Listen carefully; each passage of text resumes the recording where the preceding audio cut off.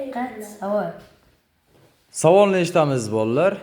6 qo'shilgan 7 teng 5. 6 ga 7 ni qo'ysak necha bo'ladi? 13. Ifoda xato, to'g'rimi?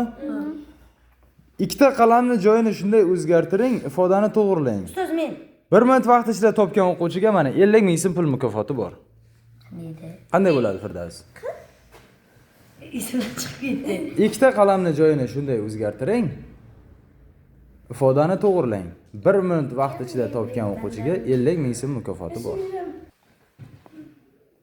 6 qo'shilgan 7 15, erilgan 5. Manga kelgan qo'yib 8 qilsam bo'lmaydi. Xo'p, 8 ga 7 ni qo'ysak?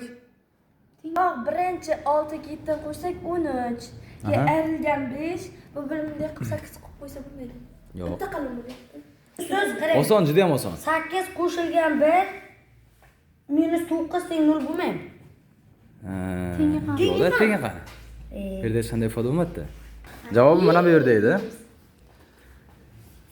Bitta qalam. Necha? Shoshmada. 3. Xo'p, ikkinchisini olaman. 2 ga 7 ni qo'ysam 9 bo'ladi. Shuni o'ylamayapmiz.